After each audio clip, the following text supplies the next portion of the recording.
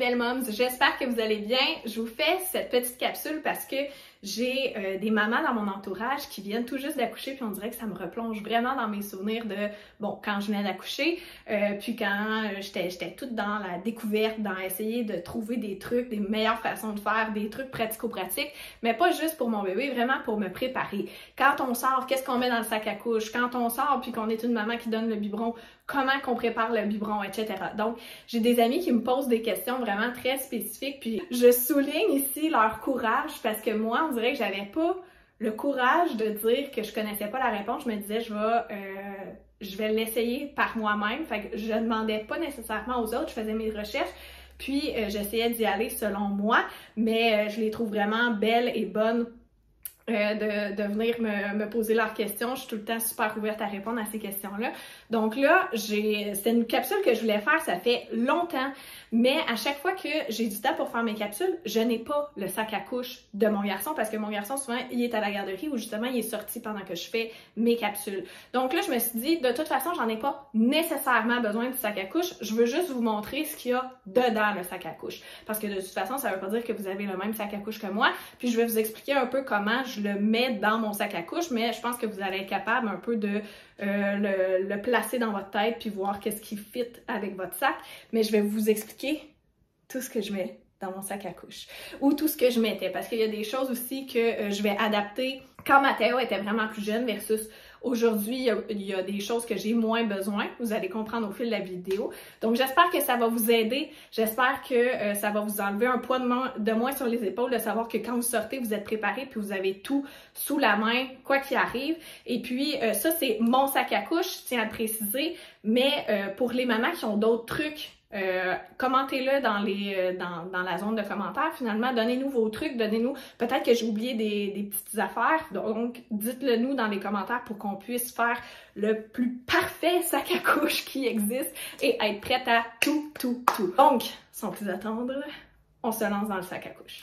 Donc, première des choses, qui dit sac à couche dit couche. Donc, c'est la première chose dont je vais vous parler. Mais combien de couches? Qu'est-ce qu'on fait?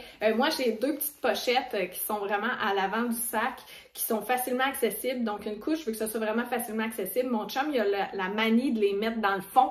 C'est pas pratique. Si j'ai besoin d'une couche, j'en ai besoin vite. Moi, je suis une fille qui va vers pas juste l'efficace, mais l'efficient. Donc ça, il faut que ce soit proche, il faut que ce soit rapide. Donc, dans les petites poches, si vous avez des poches les plus facilement accessibles, pas nécessairement à l'extérieur du sac, mais dans le sac, moi, c'est là que je les mets, c'est là que j'aime les avoir. Et puis, j'en amène, en moyenne, c'est ça, les couches, là, je sais que ça ne fit pas toutes dans mes poches, là, j'en ai un peu trop. Ça dépend aussi de la durée. Est-ce que c'est une journée? Est-ce que vous avez un nouveau-né qui fait, tu sais, moi, j'y vais vraiment selon les besoins de Mathéo. Je sais que dans mon auto aussi, j'ai toujours un petit sac de secours dans lequel il y a aussi des couches. Fait que j'ai pas besoin d'en amener énormément. Mais ça, je pense que, dans le fond, sois rassuré, apporte le nombre de couches qui te rassure. Mais en général, moi, j'en apporte toujours de jour. J'ai deux types de couches de jour, mais là, c'est vraiment plus pour un enfant de l'âge de Mathéo que je dis ça parce qu'un nouveau-né, souvent, il y a juste un type de couche. J'ai la couche qui est plus en culotte, si on veut, qui s'enfile bien. Par contre, je trouve que ça c'est très pratique quand mon garçon ne veut pas changer sa couche et qui passe son temps debout. Donc, je peux lui enfiler debout sans problème. Sinon, j'ai des couches vraiment normales qui, ceux-là, si je suis mal pris, je peux aussi les prendre comme couche de nuit. Et je trouve qu'ils fit mieux que les premières. Les premières, c'est vraiment plus pour quand ils bougent. Eux autres aussi vont très bien pour quand ils bougent, mais tout ça pour dire que j'ai deux types de couches. Donc, j'apporte mes deux types de couches qui sont des couches de jour. Par contre, j'en apporte aussi de nuit. Dans les deux cas, j'ai aussi deux types de couches de nuit. C'est juste parce qu'il m'en restait de ceux-là, mais je préfère celle-ci parce que, bon, encore une fois, vous comprenez que moi, à la maison, c'est plus facile des couches qui s'enfilent comme une culotte. Donc, couche de nuit et une autre couche de nuit qui est vraiment en couche, qui n'est pas en pull-up, si on veut. Pourquoi j'apporte des couches de nuit, en fait, c'est que souvent, on a des soupers, nous. Donc, je veux que Mathéo, il va faire sa routine du dodo, qu'on soit n'importe où. Fait que je veux avoir des couches de nuit à portée de main. Puis en plus, si je manque de couches de jour, au moins, j'ai tout le temps un backup. Pour les soins, les soins pendant la couche, l'hygiène pendant la couche, c'est sûr que d'habitude, j'apporte un pack de lingettes. Là, je l'ai pas avec moi parce que justement, il est dans le sac à couche de Matteo. La crème pour les fesses, on sait jamais quand un bébé va être irrité. Sachez aussi que la crème pour les fesses, si c'est des nouvelles mamans qui m'écoutent, on met ça en mince couche. Si vous mettez une couche trop épaisse, ça fait l'effet inverse. J'aime beaucoup utiliser du liniment. J'espère que je le dis comme il faut, j'en ai jamais vraiment parlé avant. Du liniment, je trouve ça très utile pour les cacas parce que je trouve que ça va bien hydrater puis ça va beaucoup mieux nettoyer que juste la lingette seule. Donc voici pour les couches. Étape suivante. Dans le fond de mon sac, j'ai toujours un petit sac refermé. Là, moi, je réutilise beaucoup les sacs pat-pat. Vous voyez que celui-là, il y a de l'âge. Mais parce que je veux que si jamais il y a un dégât dans le sac, si jamais il est mouillé le sac, ben ça mouille pas ce qu'il y a dans le sac. Parce que dans ce sac-là, je vais mettre du linge de rechange pour Matteo. Qu'est-ce que je veux dire par linge de rechange? C'est vraiment de A à Z. Un chandail, je vais mettre un bavoir, des bas et des pantalons. C'est vraiment très pratique, que ce soit des dégâts de couche, des dégâts de nourriture, il s'est trop sali, il est allé jouer dehors, il est tout mouillé, bref, de A à Z, le kit. Donc quand j'avais un nouveau-né, je triplais les kits de rechange, puis je vous dis que j'en apportais pas trop, là. C'était parfait. À 3 kits, j'étais tout le temps safe. Puis, important quand tu arrives à la maison, de défaire tes kits. Parce qu'un kit qui s'enlève et qui reste longtemps dans ton sac, c'est pas bien fun. Sinon, comme Matteo est plus vieux aussi, je lui apporte, on considère que Matteo a son manteau sur le dos, sa tuque, son cache-cou, ses mitaines. S'il n'y a pas ça parce qu'on s'en va en auto pour x, y, z raison, j'en mets aussi dans son sac parce que je veux si on va jouer dehors, si on arrête un parc, s'il y a quoi que ce soit, je veux pas que mon bébé ait froid. Donc, j'apporte souvent aussi des pantalons, ça c'est vraiment des pantalons comme il y a une petite doublure, comme ça ici. On comprend le principe. Ce que j'apporte aussi comme kit de rechange, là, quand Matteo c'était un nouveau-né, tous ces kits étaient beaux, tu sais, parce que je voulais tout. Mais quand ils vieillissent, tu te rends compte qu'il les tâche tout le temps, beaucoup plus que quand il était nouveau-né. Il joue avec, il est avec tes crayons, il s'en va jouer dehors, ça revient tout taché. Donc, ce que j'amène souvent comme kit de rechange, ce sont des kits de garderie que j'appelle, c'est des beaux kits, c'est cute, mais c'est pas ses plus beaux kits, c'est son kit pour jouer. Donc souvent c'est ce que j'apporte parce que justement quand je l'habille le matin, je veux pouvoir avoir tout ce que j'ai besoin sous la main. Quand c'est dans son sac à couche, ben c'est tout le temps le kit qui reste là, puis c'est mon kit de spare dans le fond. Ce que j'apporte aussi dans les kits, ça va être un pyjama. Mais là attention, le pyjama est bien précis ici. Donc un peu sur le même principe que j'apporte des couches de nuit. Encore une fois, ça dépend de ce que vous prévoyez. Moi, c'est parce que j'aime ça prévoir un sac à couche très complet. Comme ça, j'ai juste besoin de changer un morceau quand il est sale. Je l'entretiens, si on veut. Mais je sais que tout est là tout le temps. Mais vous n'êtes vraiment pas obligé de fonctionner comme moi. Vous pouvez le faire et le défaire dépendamment de vos sorties. Moi, je vous fais un kit vraiment très complet. Donc ici, le pyjama, pourquoi il est spécial? Je vous explique. Je veux absolument qu'il y ait des pattes. Si Matteo s'endort, si on est en sortie, Matteo s'endort, puis il faut qu'on le déplace, puis qu'on le mette dans la voiture. Je veux que ses pieds soient couverts, puis quand il était plus jeune, puis on va dire qu'on est l'hiver, il y avait vraiment un one piece dans lequel on le mettait. Mais si on est l'automne, si on est l'été, je veux quand même que ses pieds soient recouverts, donc c'est pour ça que je choisis toujours ça ici. Et souvent, quand les températures sont plus froides, je vais m'apporter une grosse doudou dans la voiture justement pour aller chercher mon garçon. Là, je vais la réchauffer quelques minutes avant. Je vais chercher mon garçon, puis il est dans sa doudou, puis ça m'évite aussi que la grand-mère, elle nous a passé une doudou. L'autre grand-mère, il faut que je les lave, il faut que je leur rapporte, il faut que je me souvienne qu'est-ce qui est acquis. Donc, de cette façon-là, j'ai tout chez moi, tout dans ma voiture, tout prêt à prendre mon bébé et le ramener chez moi.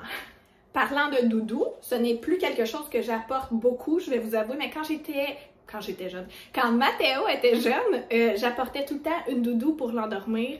Ça sent maman, ça sent la maison, c'est réconfortant. Puis quand le bébé est nouveau-né, il n'est pas habitué d'aller ailleurs, donc c'était réconfortant pour lui. Puis ça lui permettait de faire de meilleures siestes, même si l'environnement, puis le parc ou le lit où il dormait, ça sentait pas chez lui. Ça, au moins, ça sentait. Donc, il pouvait s'endormir avec. Ça fait aussi moi, j'adore les couvertures en bambou, d'ailleurs, et ça fait une belle petite couverte si jamais tu as besoin d'allaiter, puis que tu es comme moi, tu préfères avoir un peu plus d'intimité. Au moins, c'est toujours sous la main. Encore une fois, ça, je mettrais ça dans un petit sac comme celui-là pour m'assurer qu'elle n'est pas mouillée. Sinon, je la mettrais vraiment je mettrais le sac de vêtements au fond. Je mettrais ça entre les deux et le reste que je vais vous expliquer par la suite. Au moins, comme ça, si le sac va dans une zone qui est mouillée, dans l'entrée, les bas du verre, ils ont fait de l'eau, puis le sac est là, puis là, tout est mouillé, ça reste sec.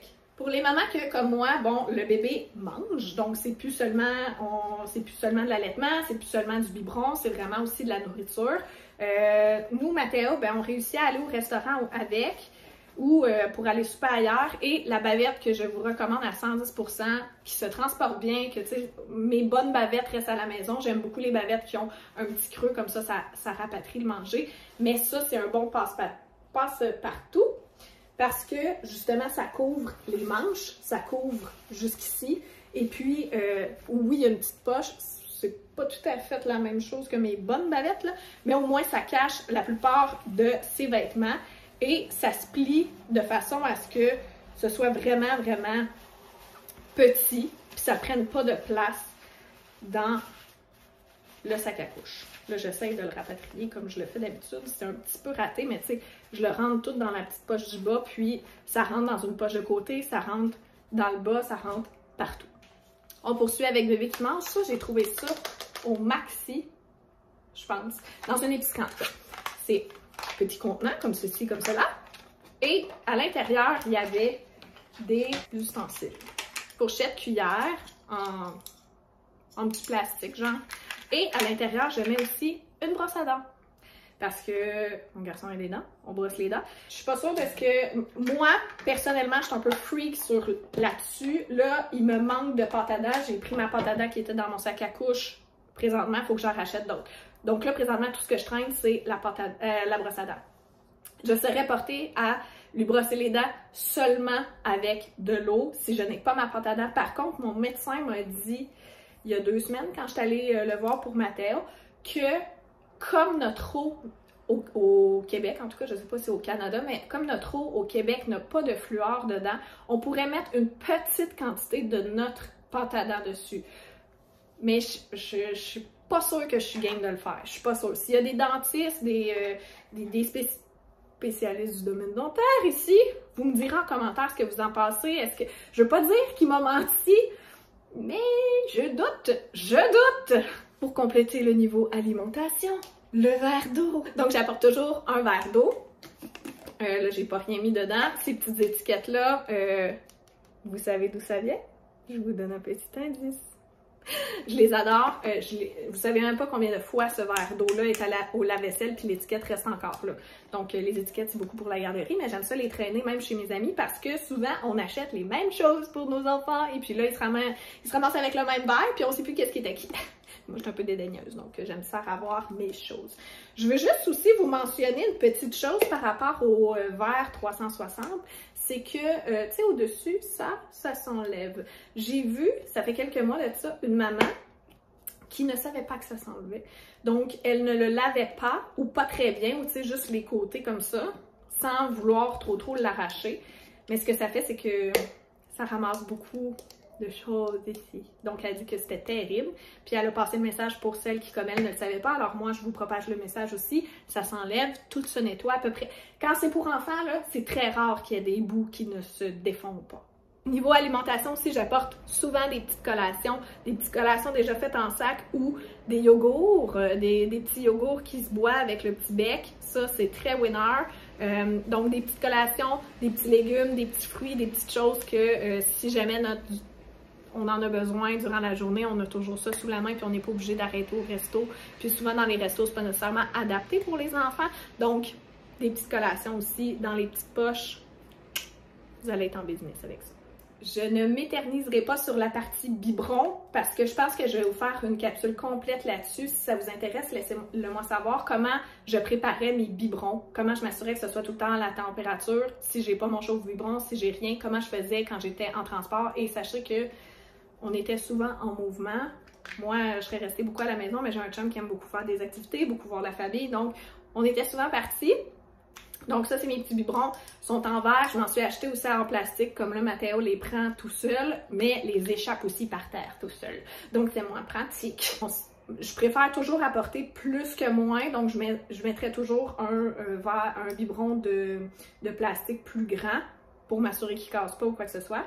Et quand je transportais mon lait en poudre, quand je n'allaitais plus et que je transportais mon lait en poudre, j'avais ces petits contenants-là ici qui peut contenir 2 scoops de lait bon départ. Donc, j'ai vraiment aimé ça. Comme ça, tout ce que j'avais besoin de faire, je vais vous l'expliquer dans une autre vidéo, mais tout ce que j'avais besoin de faire, c'est de prendre mon lait, le mettre dans le biberon. J'ai failli tout échapper, tout casser. J'avais juste besoin de prendre mon lait sans apporter la grosse canisse de bon départ qui prend énormément de place. Puis moi, non, c'était pas efficace à mon goût, donc non. Et si j'en apportais plusieurs, encore une fois, je les mettais dans un sac parce que j'avais peur que les plats ouvrent et que ça soit partout dans mon sac. Aussi, les biberons puis le verre d'eau. Souvent, il y a des poches à l'avant, justement, pour les biberons et tout ça. Donc, moi, c'est là que je le mets. Puis, en plus, les petites poches, souvent, mais elles sont thermos. Fait que ça permet de garder la chaleur ou le verre d'eau froid.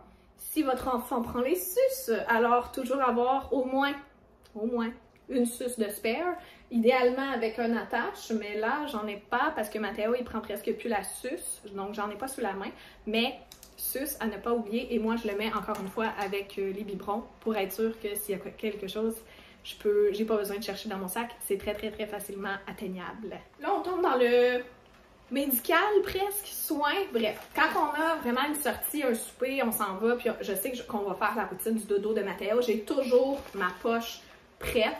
Là-dedans, il y a plusieurs choses. Il y a un petit sac magique, il y a son petit peigne, il y a un savon en barre, il y a une petite crème pour sa peau. Bref, il y a tout là-dedans. Donc, j'ai même pas besoin de me casser la tête. Ça, c'est la poche de transport de Mathéo prend son bain. Pour le médicament, ça, c'est un truc que ma tante m'a donné et que personne m'avait dit, que j'ai fait comme « Wow! OK, tu viens de me sauver peut-être un épisode épouvantable. » Elle m'a dit ça comme tout bonnement. « T'as-tu ça, toi, du Benadryl dans ton sac à couche? » Non. Elle dit, ben c'est parce que, tu sais, si jamais Mathéo, il fait une allergie à quoi que ce soit, au moins, tu peux lui donner ça le temps que vous vous rendiez à l'hôpital ou que quoi que ce soit. Tu sais, si c'est une grosse allergie, ben voyons donc, personne ne m'avait dit ça. Donc, je vous le dis, parce que moi, j'ai trouvé ça brillant, d'apporter du Benadryl dans votre sac. C'est pas quelque chose que je vais mettre quand il s'en va à la garderie, quand c'est son sac de garderie, parce que l'éducatrice, elle a tout ce dont elle a besoin. Mais moi, quand je m'en vais quelque part, ça me rassure beaucoup d'avoir ça. Et du Tempra, parce que on ne sait jamais quand est-ce qu'ils vont faire de la fièvre. Est-ce que c'est pour la poussée des dents? Est-ce que bébé est malade? Est-ce que bébé est chialeux, a mal à la tête, puis là, ça va pas bien partout? Tempra. Donc, ça, c'est un petit sauveur. Ça, c'est la partie médicaments, mais ça, c'est mon côté un peu mère poule, là, qui veut que tout soit là, d'un coup que. Et sinon, des jouets. Donc, moi, j'y vais vraiment avec des jouets qui prennent peu de place, mais qui vont chercher un intérêt pour mon garçon. Donc, mon garçon aime beaucoup ce qui fait de la musique, ce qui fait du bruit. Quand il était plus jeune, c'était pas du tout ça, les jouets. Donc, j'évolue vraiment selon les intérêts de Mathéo et parfois, on peut évoluer très vite, vous me direz, en effet. Puis, ça, c'est la cousine de Tristan qui lui avait donné ça et j'ai trouvé ça tellement cool parce que c'est plein de petits triangles, mais qui sont tous un dans l'autre. Fait que je peux en apporter seulement... Je peux en apporter seulement 3, comme je peux apporter tout au complet. Moi, dans mon sac à couche, il est gros. Je l'adore. D'ailleurs, je l'ai acheté sur Pat, ça a vraiment pas coûté cher. Puis, il vaut la peine. Ce que j'aime de ces triangles-là, il y a plusieurs faces. Donc, on peut jouer longtemps avec les triangles. C'est-à-dire que je peux lui dire vite, orange, un lapin, il y a 2 lapins, il y a 3 lapins. Bref, je peux faire beaucoup de choses. Donc, si vous avez des jouets comme ça qui prennent pas de place, mais qui ont plusieurs utilités, c'est ces jouets-là qu'il faut que vous mettiez dans votre sac à couche parce que, en tout cas, moi, c'est ces jouets-là que je mets. Je veux pas vous imposer rien, mais je trouve que c'est les plus pratiques parce qu'ils peuvent toffer plus longtemps si jamais on est en attente. Si justement on est dans une salle d'attente puis que ça dure une demi-heure, ça peut l'occuper plus longtemps qu'un petit jouet qui a une utilité, une fonctionnalité. Voilà. Donc voilà, ça résume un peu à quoi ressemble mon sac à couche et comment je le dispose un peu. Ça, je le laisse plus à votre discrétion, mais je vous ai quand même donné mes petits trucs là-dessus. Si vous avez des sections que vous aimeriez que je développe davantage, ça va me faire plaisir de faire une partie 2 ou 3. Si l'intérêt y est aussi, je vais vous parler de comment j'organisais mes biberons quand j'étais sur la route, en transport, en sortie. Donc, si ça vous intéresse, laissez-le moi savoir en commentaire. Si vous aimez ce genre de petites capsules-là, plus pratico-pratiques, que vraiment je vous donne mes meilleurs trucs. Je dis pas que c'est les meilleurs trucs du monde, je dis pas que c'est approuvé par aucun professionnel, c'est approuvé par Maude Charbonneau et c'est tout. Et Tristan, parce que Tristan est quand même très, très fier de mes sacs à couche, parce qu'on manque jamais de rien. Sinon, on se dit à la semaine prochaine et puis je vous envoie de gros bisous pour cette semaine, de belles pensées positives. Let's go! Les nouveaux parents aussi qui me suivent, j'espère que ces capsules-là vont pouvoir vous aider. Je le fais vraiment pour vous aussi parce que mon Dieu que j'aurais aimé ça voir ce genre de capsules-là pour m'aider moi-même quand j'étais à votre place. Donc on se dit à la semaine prochaine!